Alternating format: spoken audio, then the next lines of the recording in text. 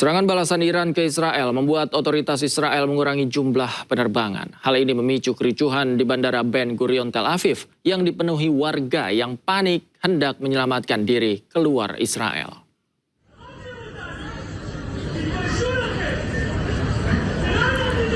Suasana tegang terjadi di Bandara Ben Gurion saat warga Israel hendak menyelamatkan diri menggunakan pesawat terbang.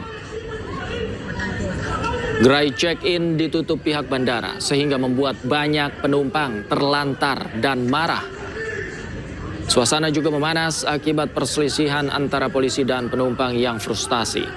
Penerbangan keluar Israel mengalami pengurangan setelah adanya pembatasan penerbangan secara mendadak akibat serangan Iran.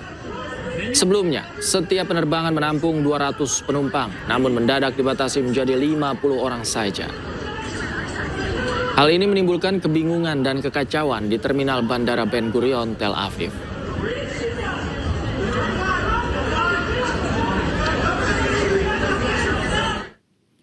Gelombang serangan udara Israel terbaru di London menghancurkan ibu kota.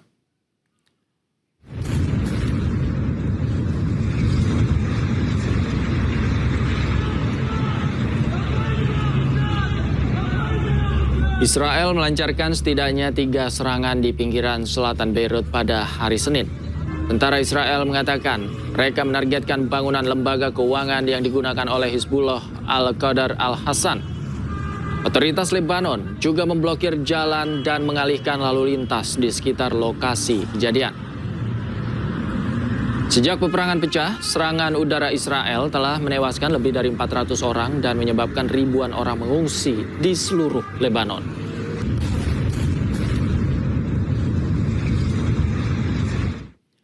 Pemirsa, Timur Tengah terus membara, harga minyak dunia bergejolak. Tidak hanya itu, rupiah melemah mencapai Rp17.000 per dolar Amerika seiring meningkatnya ketegangan menyusul konflik Amerika Serikat dengan Iran.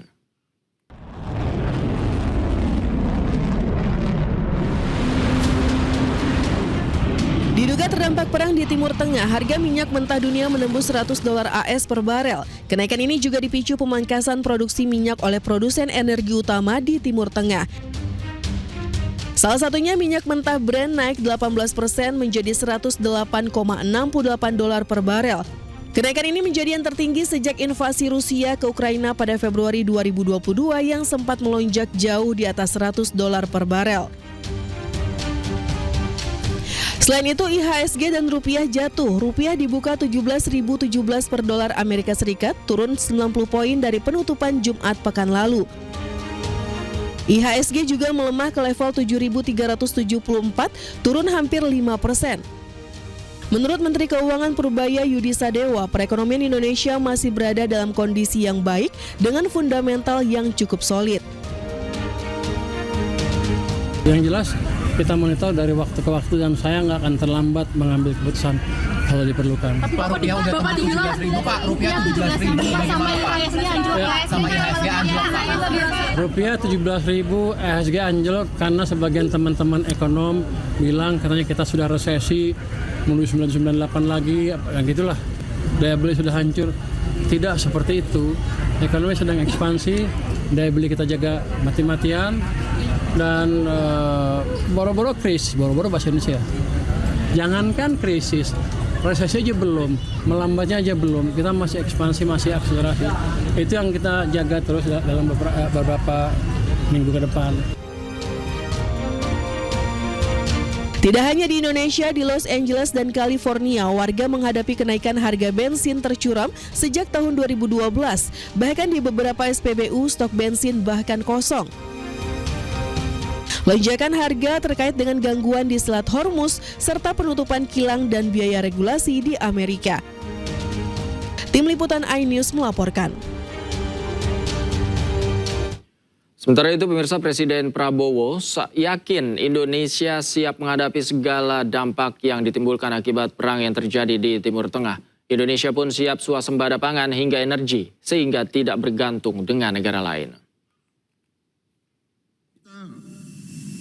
Akan mengalami kesulitan, saya tidak akan menutupi itu. Tapi kita punya kekuatan, saya kira, perkiraan saya, kita akan keluar lebih kuat. Kita akan keluar dari krisis ini dalam keadaan yang lebih kuat dan lebih makmur, lebih produktif, lebih mampu berdiri di atas kaki kita sendiri. Apapun terjadi di mana bangsa-bangsa lain banyak akan mengalami kesulitan, minimal kita aman. Masalah pangan, masalah BBM juga bertahun-tahun saya berjuangkan swasembada energi. Dan kita memiliki karunia besar dari Yang Maha Kuasa bahwa kita nanti mampu kebutuhan BBM kita bukan dari import luar negeri, bahkan dari tanaman-tanaman kita, dari kelapa sawit, dari singkong, dari jagung, dari tebu. Saudara-saudara sekalian, kita harus kerja keras, kita harus rukun, kita harus bersatu menghadapi krisis. Pemerintah Indonesia sampaikan keprihatinan mendalam atas meningkatnya dan meluasnya ketegangan serta dampaknya di Timur Tengah. Indonesia juga serukan pihak-pihak yang terlibat konflik untuk hentikan aksi militer yang berpotensi perluas ketegangan. Menerima laporan dari berbagai perwakilan RI di kawasan Timur Tengah mengenai situasi keamanan yang semakin mengkhawatirkan di kawasan, pemerintah Indonesia kembali menyampaikan keprihatinan yang sangat mendalam atau serious concern atas meningkatnya dan meluasnya ketegangan serta dampaknya di Timur Tengah. Pemerintah Indonesia menyerukan kepada Amerika Serikat dan Israel untuk menghentikan serangan terhadap Iran serta menyerukan kepada Iran untuk menghentikan serangan yang menargetkan negara-negara tetangga di kawasan, termasuk Perserikatan Emirat Arab, Arab Saudi, Qatar, Oman, Bahrain, Kuwait, dan Yordania. Indonesia menegaskan kembali kewajiban semua pihak untuk menegakkan prinsip-prinsip hukum internasional, khususnya mengenai larangan penggunaan kekerasan terhadap kedaulatan dan integritas teritorial negara. Indonesia mendorong para pihak untuk menahan diri secara maksimal, meredakan ketegangan, serta kembali ke meja perundingan melalui dialog dan diplomasi.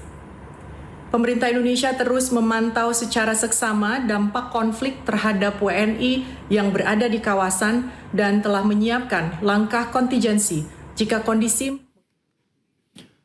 Akibat serangan udara Iran, 1 warga Israel dilaporkan tewas, sementara 3 lainnya terluka. Sementara itu, juru bicara pasukan Israel mengklaim 7.500 amunisi dijatuhkan di seluruh Iran, sementara 600 target Hizbullah juga dihantam di Lebanon.